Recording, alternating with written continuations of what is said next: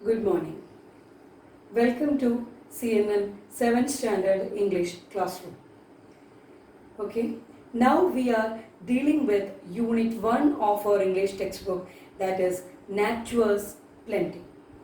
അല്ലേ, നമ്മളിപ്പോൾ English text ബുക്കിലെ ആദ്യത്തെ യൂണിറ്റായ നാച്ചുറസ് പ്ലെൻറ്റി ആണ് നമ്മളിപ്പോൾ പറഞ്ഞുകൊണ്ടിരിക്കുന്നത് അല്ലേ. അതിൽ തന്നെ we already completed the poetry, the echoing green. നമ്മൾ echoing green എന്ന് പറഞ്ഞ poetry നമ്മൾ complete ചെയ്തു. We discussed the poetry thoroughly and we could find out the answers from the poetry, and we completed the textual questions, and we discussed alliteration, rhyming words, rhyming scheme and imagery. ഇത്രയും കാര്യങ്ങൾ നമ്മൾ ഈ ആദ്യത്തെ പോയിട്രിയുമായി ബന്ധപ്പെട്ട് discuss ചെയ്ത് കഴിഞ്ഞു. Hope you all could understand. നിങ്ങൾക്ക് എല്ലാവർക്കും അത് മനസ്സിലായി എന്ന് വിചാരിക്കുന്നു. നിങ്ങളുടെ നോട്ടുകളും ഇതിനനുസരിച്ച് കംപ്ലീറ്റ് ആയെന്ന് ടീച്ചർ വിചാരിക്കുന്നു.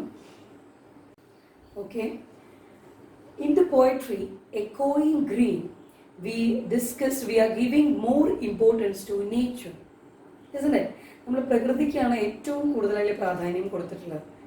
നമ്മൾ ഒരു beautiful country side and the birds are singing and the whole countrymen are and all the people of the countryside are ready to welcome the spring season, and the old man is sitting under the oak tree and they all are enjoying the children's playing, and such a beautiful village is portrayed through this poetry. അല്ലേ, നല്ലൊരു poetry, നല്ലൊരു nature, നല്ലൊരു ഗ്രീനറിയാണ് പോയട്രിയിലുടനീളം നമുക്ക് കാണാൻ സാധിക്കുന്നത്. അതേപോലെ തന്നെ മറ്റ് രണ്ട് പാഠഭാഗങ്ങളായിട്ടുള്ള how far is the river എന്ന് പറഞ്ഞ കഥയും a snake in the grass എന്ന് പറഞ്ഞ കഥയിലും ഈ പ്രകൃതിയെക്കുറിച്ച് ധാരാളം പറയുന്നത് നമുക്ക് മനസ്സിലാക്കാം. നമ്മുടെ യൂണിറ്റിൻ്റെ പേര് പോലെ തന്നെ നാച്ചുറസ് പ്ലെൻറ്റി, പ്രകൃതിയെക്കുറിച്ച് തന്നെയാണ് ഈ 3 പാഠഭാഗങ്ങളിലും പ്രധാനമായും ചർച്ച ചെയ്യുന്നത്. പ്രകൃതിയെ നമ്മൾ എങ്ങനെയാണ് സംരക്ഷിക്കേണ്ടത്, പ്രകൃതി നമ്മുടെ ജീവിതത്തിൽ എത്രത്തോളം പ്രാധാന്യം അർഹിക്കുന്നു, അത്തരത്തിലുള്ള കാര്യങ്ങളാണ് ഈ യൂണിറ്റ് മുഴുവനായും നമ്മൾ ചർച്ച ചെയ്യുന്നത്. എക്കോയിങ് ഗ്രീൻ നമ്മളിപ്പോൾ കംപ്ലീറ്റ് ചെയ്തു. Now we are moving to our next lesson. How far is the river? What is the meaning of the title? How far is the river? എന്താണ് അതിൻ്റെ അർത്ഥം? റിവറിലേക്ക് എത്ര ദൂരമുണ്ട്, നദിയിലേക്ക് എത്ര ദൂരമുണ്ട്. What do you think about the title? What might be the central story of the poetry? No, the story. അതിലെ പ്രധാന ആശയം എന്തായിരിക്കും? You just imagine. Okay, so now we are going to deal with the story, how far is the river. Before moving to the story, I just want to do an activity. Do you have your notebook with you? Do you have your English notebook? Okay, take your English notebook, open it. You can write the title, how far is the river. നിങ്ങൾക്ക് notebook എടുക്കാം, എന്നിട്ട് how far is the river എന്ന് നിങ്ങൾക്ക് heading എഴുതാം. അത് എഴുതിയെന്ന് വിചാരിക്കുന്നു.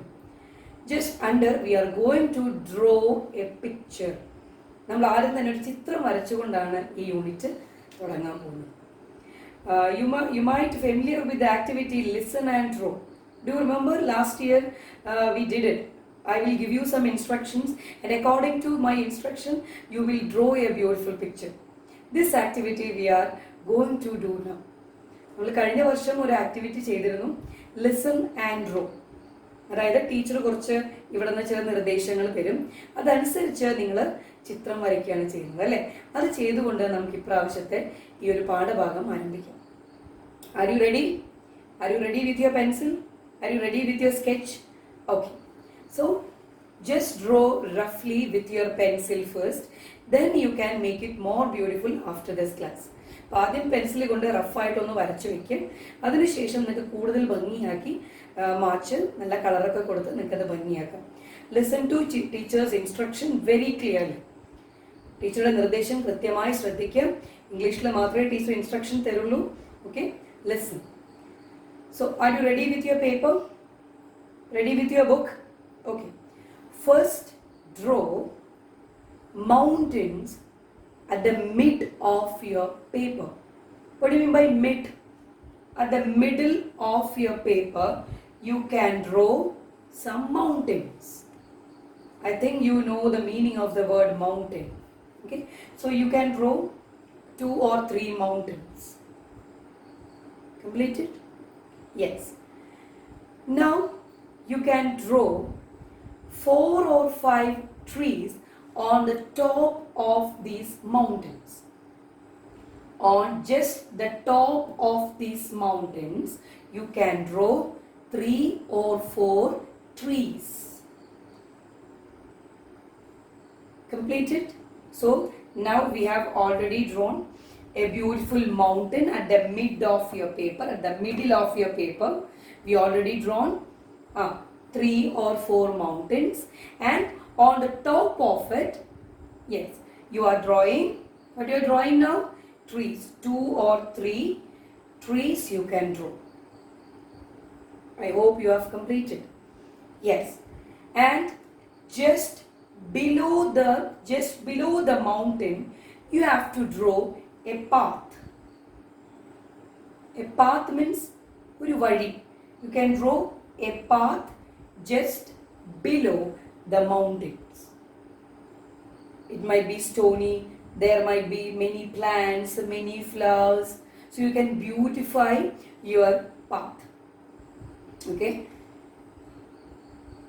Just at the end of the path, you have to draw a small house. At the end of the path, you have to draw a small house. So, at the mid of the paper, 2 or 3 mountains. Top of it, you have to draw 2 or 3 trees. Then, a path you have to draw. At the end of the path, you have to draw a house. You have to draw a house. And at the opposite side of the house, you have to draw a boy. At the opposite side of the house, you have to draw a boy. A small boy of your age. Okay. Then, after that, you have to draw a small river. A small river at the back side of the mountain. A small river at the back side of the river. Yes, this is the picture. I think now your picture is completed. You can take your own time. Now you got a brief sketch. അല്ലേ, നിങ്ങൾക്ക് ചിത്രത്തിന് ചെറിയൊരു രൂപരേഖ ഇപ്പോൾ കിട്ടിയിട്ടുണ്ടാവുമെന്ന് വിചാരിക്കുന്നു. നിങ്ങൾക്ക് എന്ത് ചെയ്യാം? ക്ലാസ്സിനൊക്കെ ശേഷം സമയമെടുത്ത് നല്ല ഭംഗിയായി ഇതിനെ വരച്ച് കളറുകളൊക്കെ യൂസ് ചെയ്ത് ഭംഗിയാക്കി ഈ പിക്ചറിനെ വയ്ക്കാം. This is the task. What is the name of this task? നമ്മളിപ്പോൾ ചെയ്ത ടാസ്കിന്റെ പേരെന്താണ്? ലിസൺ ആൻഡ് ഡ്രോ അല്ലേ? അതും കൂടി നിങ്ങൾക്ക് ഇതിന് ഹെഡിങ് ആയിട്ട് വെക്കാം. Listen and draw. Now you got a beautiful picture. Now what we will do after drawing the picture? ഒരു പിക്ചർ വരച്ചു കഴിഞ്ഞാൽ സാധാരണ നമ്മൾ എന്താ ചെയ്യാറുള്ളത്? We will describe it. നമ്മൾ അതിനെ വിവരിക്കും അല്ലേ? So just below you can take the next page and just make 5 sentences about this picture. ഈ ചിത്രത്തിനെ കുറിച്ച് 5 സെന്റൻസുകൾ നിങ്ങൾ ഒരു പാരഗ്രാഫ് പോലെ എഴുതണം. That is the task I am going to give you. This is the first homework related to how far is the river. Now I invite your attention towards the picture on our textbook. ഇനി നമ്മൾ ഇതിൽ ഇപ്പോൾ നിങ്ങൾക്ക് ഒരു ചിത്രം കാണാം അല്ലേ? What do you see in the picture? Can you see a boy here? Where is the boy standing? Where is he going? What do you see just in front of him? എന്താണ് നമ്മുടെ boy എവിടെയാണ് നിൽക്കുന്നത്? അവന്റെ തൊട്ട് ഫ്രണ്ടിലായിട്ട് എന്താ ഉള്ളത്? ഒരു കാടാണോ? Is it a forest? Okay. Shall we go with him? Okay. Now you can close your eyes. Have you closed your eyes? കണ്ണുകളൊക്കെ അടച്ചില്ലേ എല്ലാവരും? Suppose we are going into a forest. We are going for a trekking in a forest. നമ്മൾ കാട്ടിലേക്ക് ഒരു യാത്ര പോവുകയാണെന്ന് നിങ്ങൾ വിചാരിക്കുക. നമ്മളെല്ലാവരും കൂടിയാണ് പോകുന്നത് കേട്ടോ. ടീച്ചറും ഉണ്ട്, നമ്മളെല്ലാവരും ഉണ്ട്. അപ്പോൾ നമ്മളതാ കാടിൻ്റെ ഉള്ളിലേക്ക് കയറുകയാണ്. Now you are in a forest. നമ്മളതാ കാട്ടിലെത്തി. Can you feel anything? നിങ്ങൾക്ക് എന്തെങ്കിലും തോന്നുന്നുണ്ടോ? തണുപ്പ് അനുഭവപ്പെടുന്നുണ്ടോ? Can you see what all things you can see there? എന്തൊക്കെയാണ് കാണാൻ പറ്റുന്നത് ചുറ്റും? ചുറ്റും പച്ചപ്പ് മാത്രമാണുള്ളത്. ഒരുപാട് വലിയ വലിയ മരങ്ങളുണ്ടോ? ചെറിയ ചെറിയ ചെടികളുണ്ടോ? ഒരുപാട് പൂക്കളെ കാണുന്നില്ലേ? ആ പൂക്കളുടെ മണം നിങ്ങൾക്ക് കിട്ടുന്നുണ്ടോ? Beautiful fragrance. Can you smell something another? Many birds are there on the branches of the trees. Can you see the birds? നിങ്ങൾക്ക് ആ പക്ഷികളെ കാണാൻ പറ്റുന്നുണ്ടോ? മരങ്ങളുടെ മുകളിലായിട്ടിരിക്കുന്നത്. What are they doing? അവരെന്താ ചെയ്യുന്നത്? Are they singing? പാടുന്നുണ്ടോ അവര്? Can you hear the song of the birds? അവർ പാടുന്നത് കേൾക്കുന്നില്ലേ? A small brook or a small stream is flowing gently. Can you feel the cold and can you hear the sound? അതാ നമ്മുടെ തൊട്ടരികത്തു കൂടി ഒരു ചെറിയ നദി ഒഴുകുന്നത് നിങ്ങൾ കേൾക്കുന്നുണ്ടോ? അതിന്റെ ശബ്ദം നിങ്ങൾ കേൾക്കുന്നില്ലേ? എന്തൊരു തണവാണ് വെള്ളത്തിന് അല്ലേ? Can you hear the sound of the river? Yes. നിങ്ങൾക്കിപ്പോൾ ഒരു കാട്ടിൽ പോയൊരു പ്രതീതി നിങ്ങൾക്ക് കിട്ടിയില്ലേ? ഒരുപാട് കാര്യങ്ങൾ നിങ്ങൾ കാണുകയും കേൾക്കുകയും മണക്കുകയും ഒക്കെ നമ്മൾ ചെയ്തില്ലേ? Yes. Now you can slowly open your eyes. കണ്ണു തുറന്നോളൂ. ഇപ്പം നിങ്ങൾ എന്താ കാണുന്നത്? ആ ചിത്രം തന്നെ നിങ്ങൾ കാണുന്നുണ്ട് അല്ലേ? ആ ഒരു വലിയ കാട്ടിലേക്ക് ആ കുട്ടിയുടെ കൂടെ നമ്മൾ പോയതാണ്. ആ യാത്ര നിങ്ങൾ എൻജോയ് ചെയ്തു എന്ന് ഞാൻ വിചാരിക്കുന്നു. ശരി, ഇനി ഞാൻ നിങ്ങളുടെ അറ്റൻഷൻ അടുത്ത പേജിലേക്ക് കൊണ്ടുപോവാണ്. Now you can take your textbook, take page number 8. Have you seen a small table over there? Page number 8 ഇതേപോലെ ഒരു ടേബിൾ നിങ്ങൾ കണ്ടിട്ടുണ്ടാവും. കണ്ടു? അപ്പോൾ നമ്മൾ വലിയൊരു യാത്രയൊക്കെ കഴിഞ്ഞ് ക്ഷീണിച്ചു വന്നിരിക്കുകയാണ്. അപ്പോൾ ആ യാത്രയിൽ നമ്മൾ കണ്ടതും അല്ലെങ്കിൽ നമ്മൾ അനുഭവിച്ചതും നമ്മൾ കേട്ടതുമായിട്ടുള്ള കാര്യങ്ങൾ നമ്മളൊന്ന് ലിസ്റ്റ് ചെയ്യാൻ പോവാണ്. I could see. നമ്മൾ കണ്ണടച്ചുകൊണ്ട് നമ്മളിപ്പോൾ നടത്തിയ യാത്രയുണ്ടല്ലോ, ആ യാത്രയിൽ നമ്മൾ കണ്ട കാര്യങ്ങൾ എന്തൊക്കെ? That you have to fill in the first column. And I could hear. What all sound that you could hear through the traveling? That you have to list out in the second column. And the third, I could sense. What all things you felt? What all feelings that you got on the traveling? I mean on our journey. നമ്മൾ യാത്ര ചെയ്തപ്പോൾ എന്തൊക്കെ കാര്യങ്ങൾ കണ്ടു, എന്തൊക്കെ കേട്ടു, എന്തൊക്കെ അനുഭവിച്ചു എന്നുള്ളത് ഈ 3 കോളങ്ങളിലായി നമ്മൾ എഴുതാം. ഓരോ എക്സാമ്പിളുകൾ വീതം നമുക്ക് ടെക്സ്റ്റ് ബുക്കിൽ തന്നിട്ടുണ്ട് ഇല്ലേ? ബിഗ് ട്രീസ്, വലിയ മരങ്ങൾ നമ്മൾ കണ്ടു. മരങ്ങൾ മാത്രമേ കണ്ടുള്ളൂ, വേറൊന്നും നമ്മൾ കണ്ടില്ലേ? വേറെന്താ കണ്ടത്? പ്ലാന്റ്സ് കണ്ടിട്ടുണ്ടാവും അല്ലേ? പ്ലാന്റ്സ്. പിന്നെ പ്ലാന്റ്സ് അല്ലാതെ ട്രീ കണ്ടു, പ്ലാന്റ്സ് കണ്ടു. പിന്നെന്താ കണ്ടത്? What about flowers? പൂക്കൾ കണ്ടില്ലേ നമ്മൾ? ഫ്ലവേഴ്സ്. ദെൻ പിന്നെന്താ നമ്മൾ കണ്ടത്? എ സ്മോൾ റിവർ അല്ലേ? സ്മോൾ റിവറിന് മറ്റൊരു പേരാണ് ബ്രൂക്ക്. ബ്രൂക്ക് എന്ന് പറഞ്ഞാൽ അരുവി എന്നാണ് മലയാളത്തിൽ അർത്ഥം. അപ്പോൾ ബ്രൂക്ക് എന്നും പറയാം, അല്ലെങ്കിൽ വാട്ടർഫോൾ കണ്ടു എന്ന് എഴുതാം. നിങ്ങൾ കണ്ടുവോ? ഞാനൊരു വാട്ടർഫോൾ കണ്ടിട്ടുണ്ടായിരുന്നു. നിങ്ങൾ കണ്ടിട്ടുണ്ടെങ്കിൽ നിങ്ങൾക്കത് എഴുതാം. ഇത് മാത്രമല്ല കേട്ടോ, നിങ്ങൾ കണ്ട കാര്യങ്ങൾ നിങ്ങൾക്ക് തീർച്ചയായിട്ടും എഴുതാം. അപ്പോൾ ടീച്ചറുടെ എ റിവർ. ഇനി വേറെ എന്തെങ്കിലും നിങ്ങൾ കണ്ടു? നിങ്ങൾ കണ്ട കാര്യങ്ങളെല്ലാം നിങ്ങൾക്ക് താഴെ എഴുതാം. Did you see a mountain or a waterfall? I am going to write waterfalls. നിങ്ങൾ കണ്ട കാര്യങ്ങൾ നിങ്ങൾക്ക് എഴുതാട്ടോ.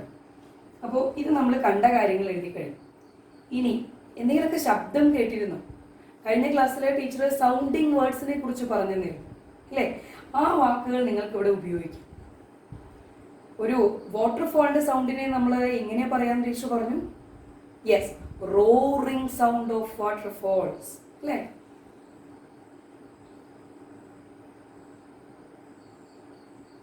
roaring sound of waterfalls.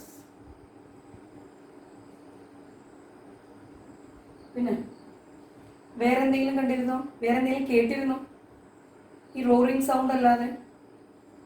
വേറൊരു വാക്ക് ടീച്ചർ പറഞ്ഞുതരാം, റെസ്ലിംഗ് സൗണ്ട്. റെസ്ലിംഗ് എന്ന് പറഞ്ഞാൽ നമ്മൾ ഈ ഉണങ്ങിയ കരിയലയുടെ മുകളിൽ കൂടെ നടക്കുമ്പോൾ ഒരു പ്രത്യേക ശബ്ദം കേൾക്കൂല്ലേ? എന്താണ് അതിനെ പറയാ? ഒരു കിരികിരി ശബ്ദം എന്നൊക്കെ നമ്മൾ മലയാളത്തിൽ പറയില്ലേ? അതുപോലെ അതിനെ പറയുന്നതാണ് wrestling sound of dried leaves. Okay, wrestling sound, RUSTLING, wrestling sound of leaves. Roaring sound of waterfalls ആവാം, റസ്ലിംഗ് സൗണ്ട് ഓഫ് ലീവ്സ് ആവാം. What about other sounds? വേറെ എന്തെങ്കിലും? നമ്മൾ അരുവിയാണെങ്കിൽ, ഒരു ബ്രൂക്കാണെങ്കിൽ ടീച്ചർ നേരത്തെ പറഞ്ഞ പോലെ, അത് മലയാളത്തിൽ നമ്മൾ അതിനെ കളകളം എന്നൊക്കെ നമ്മൾ പറയില്ലേ? അതൊക്കെ ഇങ്ങനെ ഒരു അരുവി ഒഴുകുമ്പോൾ ചെറിയൊരു സൗണ്ട് ഉണ്ടാവും. അതിനെ നമുക്ക് റോറിംഗ് സൗണ്ട് എന്ന് പറയാൻ പറ്റില്ല. ചെറിയൊരു വെള്ളം ഒഴുകുന്ന ശബ്ദം, അതിനെ ബാബ്ലിംഗ് ഓഫ് ബ്രൂക്ക് എന്നാണ് പറയാ. ബാബ്ലിംഗ്, ഈ കളകളം ശബ്ദത്തോടുകൂടി ഒഴുകുക എന്നുള്ളതിന്റെ ഇംഗ്ലീഷാണ് ബാബ്ലിംഗ്. ബാബ്ലിംഗ്, BABBLING,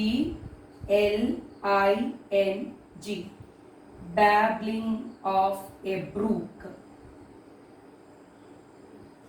അല്ലെങ്കിൽ babbling of a river എന്ന് വേണമെങ്കിൽ എഴുതിക്കൊള്ളൂ, അല്ലെങ്കിൽ സ്ട്രീം എന്ത് വേണമെങ്കിലും ആവട്ടോ. babbling of a river അല്ലെങ്കിൽ babbling of a stream, അരുവി, അങ്ങനെ എഴുതിയാലും കുഴപ്പമില്ല. അപ്പോൾ babbling sound, wrestling sound, roaring sound, chirping sound. പക്ഷികളുടെ ശബ്ദത്തിന് നമ്മൾ ചിർപ്പിംഗ് സൗണ്ട് എന്നാണ് പറയാം. ഇവിടെ തന്നെ 4 സൗണ്ടിങ് വേർഡുകൾ നമ്മൾ പഠിച്ചു കഴിഞ്ഞു അല്ലേ? നിങ്ങൾക്ക് കൂടുതൽ നിങ്ങൾ കളക്ട് ചെയ്യാൻ ടീച്ചർ പറഞ്ഞിട്ടുണ്ടായിരുന്നു. അതിൽ നിന്നും കൂടുതൽ നിങ്ങൾക്ക് ഇവിടെ വേണമെങ്കിൽ ഫില്ല് ചെയ്യാം. ഓക്കെ, അപ്പൊ കേട്ട കാര്യങ്ങൾ നമ്മൾ ലിസ്റ്റ് ചെയ്തു. ഇനി ഇവിടെ ഐ കുഡ് സെൻസ്, എന്തൊക്കെ കാര്യങ്ങൾ അനുഭവിക്കാൻ കഴിയും. നമ്മൾ കാട്ടിൽ കയറിയപ്പോൾ തന്നെ ഒരു കോൾഡ്നെസ് അല്ലെങ്കിൽ എന്താ പറയുക, ഒരു തണുപ്പ് അനുഭവിച്ചോ എന്ന് ടീച്ചർ ചോദിച്ചു അല്ലേ? അപ്പം തീർച്ചയായിട്ടും കാടിനുള്ള നല്ല തണുപ്പായിരിക്കും, നല്ല കോൾഡ് ആയിരിക്കും അല്ലേ? കോൾഡ്. ഇനി കാടിൻ്റെ ഉള്ളിൽ ഒരു ചിവിടുകളില്ലാത്ത, അതാണ് സൈലന്റ് വാലിയുടെ പ്രത്യേകത എന്ന് നിങ്ങൾ കേട്ടിട്ടുണ്ടായിരിക്കും. സൈലന്റ് വാലിക്ക് എന്തുകൊണ്ടാണ് അവിടെ സൈലന്റ് വാലി എന്ന് പേര് വരാൻ കാരണം നിങ്ങൾക്കറിയോ? കാരണം അവിടെ ചിവിടുകളില്ല, ക്രിക്കറ്റ്സ് അല്ലേ? ഈ ചിവിടിന്റെ ശബ്ദം കൂടുതലുള്ളത് കൊണ്ടാണ് കാടുകൾക്ക് വളരെ ശബ്ദമുള്ളത്. സൈലന്റ് വാലിയിലെ ചിവിടുകൾ കുറവായതുകൊണ്ട് വളരെ സൈലന്റ് ആണ് കാടുകളൊക്കെ. അപ്പോൾ ആ സൈലന്റ് വാലിയിലേക്കാണ് പോയതെങ്കിൽ നമുക്ക് ആ സൈലൻസ് നമുക്ക് ഫീൽ ചെയ്യാൻ സാധിച്ചാൽ, അപ്പോൾ നമുക്ക് എന്ത് ഫീൽ ചെയ്യാൻ സാധിക്കും? സൈലൻസ്. ഇനി ചിലർക്കെങ്കിലും കാട്ടിൽ പോയപ്പോൾ പേടി തോന്നിയിട്ടുണ്ടാവും, ചിലപ്പോൾ കുറേ ശബ്ദങ്ങളൊക്കെ കേട്ടപ്പോൾ അല്ലേ? അങ്ങനെയുള്ളവർക്ക് വേണമെങ്കിൽ ഫിയർ, പേടി തോന്നിയെന്ന് അല്ലേ? അപ്പോൾ ഇതുപോലെ ഇത് ടീച്ചർ എഴുതിയെന്ന് മാത്രമേ ഉള്ളൂ. നിങ്ങൾക്ക് ഇതിൽ കൂടുതൽ കാണാനും കേൾക്കാനും അനുഭവിക്കാനും സാധിച്ചിട്ടുണ്ടെങ്കിൽ തീർച്ചയായിട്ടും അത് ഈ ടേബിളിൽ നിങ്ങൾ ഫില്ല് ചെയ്യണം. ഓക്കെ, ഇതെല്ലാം നമ്മുടെ സെൻസിനെ അപ്പീൽ ചെയ്യുന്ന കാര്യങ്ങളാണ്. ഇതെല്ലാം ഇമേജറികളാണ് അല്ലേ? നമ്മുടെ ഓരോ സെൻസിനെയും I could see, the visual imagery ആണ് അല്ലേ? ഇതോ ഓഡിറ്ററി ഇമേജറി, നമ്മൾ കണ്ണടച്ച് നമ്മൾ അതിലേക്ക് നമ്മളിങ്ങനെ പോകുന്നതായിട്ട് തോന്നിയപ്പോൾ നമ്മൾ എന്തൊക്കെ കാര്യങ്ങളാണ് കേട്ടത് അല്ലേ? ഇനി സെൻസ് ആണ്, ടാക്ടൈൽ ഇമേജറി, ഫീലിംഗ്. ഈ 3 ഇമേജറികളാണ് നമ്മളിവിടെ എഴുതിയത്. Visual imagery, auditory imagery, tactile imagery. നിങ്ങൾക്ക് ആ ടേബിൾ കാണുന്നില്ലേ? നമ്മൾ നേരത്തെ ഡിസ്കസ് ചെയ്ത് എഴുതിയതാണ്. ചിലത് ടീച്ചർ കൂട്ടിച്ചേർത്തിട്ടും കൂടി ഉണ്ട്, നിങ്ങൾക്ക് കാണാം. I could see big trees, plants, flowers, waterfalls, birds. നമ്മൾ ബേർഡ്സിനെ കണ്ടിരുന്നില്ലേ? അപ്പോൾ കൂടുതൽ കൂട്ടിച്ചേർക്കലുകൾ ഇനിയും ആവാം കേട്ടോ. ഐ കുഡ് ഹിയർ അല്ലേ? The chirping of birds, babbling of a brook, roaring sound of a waterfall, rustling of leaves, trumpeting of elephants. അത് teacher ഇപ്പോൾ ഒന്ന് ചേർത്തതാണ്. എന്തായിരിക്കും ട്രംപറ്റിംഗ് എന്ന് പറഞ്ഞാൽ? ആനയുടെ ചിഹ്നം വിളിന്ന് നിങ്ങൾ കേട്ടിട്ടുണ്ടോ? അതാണ്. അപ്പൊ അങ്ങനെയുള്ള ശബ്ദങ്ങളൊക്കെ കാട്ടിൽ പോയാൽ കേൾക്കാനായിട്ട് സാധിക്കും അല്ലേ? ശരി. ഐ കുഡ് സെൻസിൽ ഫസ്റ്റ് പോയിന്റ് പറഞ്ഞിട്ടുള്ളത് ദ ഫ്രാഗ്രൻസ് ഓഫ് ഫ്ലവേഴ്സ്. അതെങ്ങനെയാണ് നമുക്ക് ഒരു പൂവിൻ്റെ മണം നമുക്ക് എങ്ങനെ ഫീൽ ചെയ്യാനായിട്ട് പറ്റുക? തീർച്ചയായിട്ടും സ്മെല്ലിലൂടെയാണ് അല്ലേ? അപ്പോൾ ഈ സ്മെല്ലും പിന്നെ അതേപോലെ ടച്ചും രണ്ടും കൂടി ഇൻക്ലൂഡ് ചെയ്തിട്ടാണ് മൂന്നാമത്തെ പോയിന്റ് വന്നിട്ടുള്ളത്. അപ്പം നിങ്ങൾക്ക് വേറെ ഏതെങ്കിലും ഫ്രാഗ്രൻസ് അല്ലെങ്കിൽ വല്ല ഫൗൾ സ്മെല്ലായിരിക്കാം, അല്ലെങ്കിൽ അങ്ങനെ എന്തെങ്കിലും സ്മെല്ലുകൾ ഉണ്ടെങ്കിൽ അതും നിങ്ങൾക്ക് അവിടെ ഇൻക്ലൂഡ് ചെയ്യാം. ടീച്ചർ പിന്നെ ആഡ് ചെയ്തത് ഹാർഡ്നെസ് ഓഫ് ഡ്രൈഡ് ലീവ്സ്. നമുക്കത് ഫീൽ ചെയ്യാനായിട്ട് പറ്റും. നമ്മൾ ടീച്ചർ നേരത്തെ സൗണ്ടിന്റെ കാര്യം പറഞ്ഞപ്പോൾ റസ്ലിംഗ് ഓഫ് ലീവ്സ് എന്ന് പറഞ്ഞു അല്ലേ? റസ്ലിംഗ് എന്ന് പറഞ്ഞാൽ എന്താ? ഞാൻ പറഞ്ഞു ഈ ഡ്രൈഡ് ലീവ്സിന്റെ മുകളിൽ ചവിട്ടുമ്പോഴുണ്ടാവുന്ന ഒരു കിരികിരി ശബ്ദം എന്ന് ടീച്ചർ നേരത്തെ പറഞ്ഞു. അപ്പൊ അതേപോലെ തന്നെ അത് നമുക്ക് ഫീൽ ചെയ്യാനും സാധിക്കും അല്ലെ? താഴെ വീണ് ഉണങ്ങിക്കിടക്കുന്ന കരിയിലകളുടെ മുകളിലൂടെ നടക്കുമ്പോൾ അതിൻ്റെ ആ ഒരു ഡ്രൈനെസ് അത് നമുക്ക് ഫീൽ ചെയ്യാനായിട്ട് സാധിക്കും. അപ്പോൾ അതും കൂടി ടീച്ചർ ആ മൂന്നാമത്തെ കോളത്തിൽ ഇൻക്ലൂഡ് ചെയ്തിട്ടുണ്ട്. Hardness of dried leaves. വേറെ എന്തൊക്കെയാണ് നമ്മൾ എഴുതിയത്? ഫിയർ, കോൾഡ്, ദ സൈലൻസ്, ഇതെല്ലാം കൂടി എഴുതിയിട്ടുണ്ട്. ഇനി ഇതിൽ കൂടുതൽ നിങ്ങൾക്ക് ആഡ് ചെയ്യണമെങ്കിൽ നിങ്ങൾക്ക് ആഡ് ചെയ്യാം. അതിനുശേഷം നിങ്ങൾ എന്ത് ചെയ്യണം? Just under to this you can read a small question. What's a question just below? ഇതിന് താഴെ ഒരു ചോദ്യം ഉണ്ടല്ലോ. Write in a paragraph what would you see, hear, sense in a forest. അല്ലേ? Your teacher will help you എന്നും കൂടി ഉണ്ട് അല്ലേ? ടീച്ചർ നിങ്ങളെ സഹായിച്ചിട്ടുണ്ട്. നമ്മൾ ഈ പോയിന്റുകളൊക്കെ നമ്മൾ എഴുതി കഴിഞ്ഞു. അപ്പം അതിനുശേഷം നിങ്ങൾ എന്ത് ചെയ്യണം? ഈ പോയിന്റുകളെല്ലാം ഉൾപ്പെടുത്തിയിട്ട് ഒരു പാരഗ്രാഫ് എഴുതാം. This is A homework for you. So 2 homeworks that I given. This is the second homework. Write a small paragraph about what you see, hear and sense in our journey. ഇതൊരു paragraph ആയിട്ട് നിങ്ങൾക്ക് എഴുതാം. ഇതിന് മുമ്പ് ഒരു homework കൂടി teacher തന്നിരുന്നല്ലോ. അതെന്തായിരുന്നു? ഒരു picture description തന്നിട്ടുണ്ടായിരുന്നു അല്ലേ? നമ്മൾ നേരത്തെ ഒരു പിക്ചർ വരച്ചിരുന്നു. ലിസൺ ആൻഡ് ഡ്രോയിലൂടെ ഒരു പിക്ചർ വരച്ചിരുന്നു. അതിൻ്റെ ഒരു 5 സെന്റൻസ് മാത്രം മതി ഒരു ചെറിയ ഒരു പിക്ചർ ഡിസ്ക്രിപ്ഷനും കൂടി തയ്യാറാക്കാം. Hope you understood this class. So we can discuss about this story in the next class. So thank you.